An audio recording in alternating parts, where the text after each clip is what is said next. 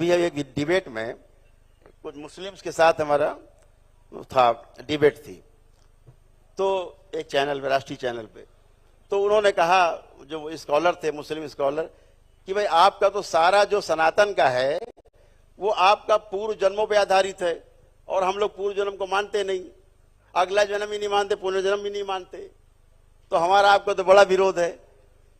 तो हमने कहा नहीं, बिल्कुल विरोध नहीं है। आप पुनर्जन्म को नहीं मानते, मैं आपका समर्थक को लाओ लिख के दे दूं, मैं भी नहीं मानता कि पुनर्जन्म होता है। आपके अनुसार मुसलमान का पुनर्जन्म कभी नहीं होता। तो वो बोले कैसे नहीं होता? इसलिए नहीं होता कि मुस्लिम के घर में मुस्लिम पैदा होता है, मुसलमान पैदा नहीं होता। मुसलमान अपने कर्म से बनता है। मुसल्लम ईमान जिसको आए, जिसको ईश्वर 100% विश्वास हो गया हो, अपने पर विश्वास हो गया हो, वह व्यक्ति मुसलमान है। और जो मुसलमान हो गया, मतलब जैसे हमारे यहाँ समाधि प्राप्त लोग, ऐसे ऐसे आपको भी सब में दिखने लग जाओ, सब आप में दिखने लग जाए, समाधि प्राप्त हो गए, उसको मुसलमान माना गया, उसका पुनर्जन्म नहीं होता। आप बिल्कुल सही कह रहे हैं, हमारे यहाँ उसका पुनर्जन्म नहीं होता जो समाधि प्राप्त लोग हैं, इनलाइटेंड हैं।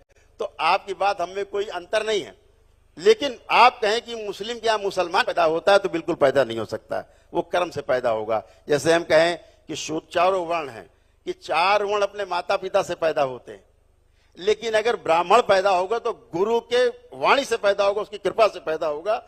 जाति माता पिता से कभी ब्राह्मण पैदा नहीं हो सकता। तो जातियां जो हैं, ब्राह्मण हो, क्षत्रिय हो, वैश्य हो, शूद्र हो, चारों वर्ण के लोग अपने माता पिता के पेट से ही पैदा होते हैं।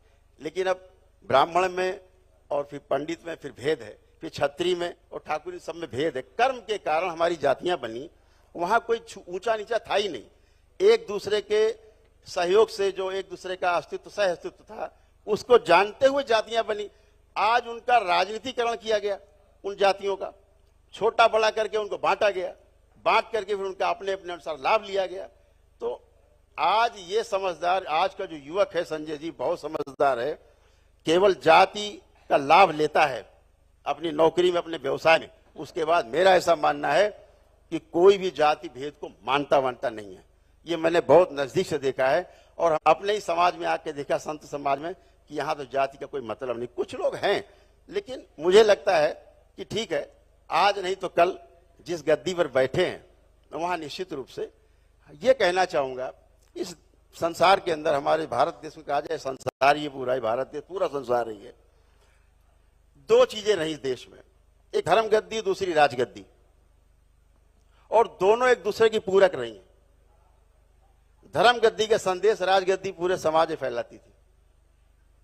समाज में जो गंदगी थी उसको नष्ट करने के लिए, उसको दिशा देने के लिए हमारी जो धर्म गद्दी थी वो दिशा देती थी, मूल मंत्र देती थी, नीति तय करती थी, राजा उसका पालन करता था।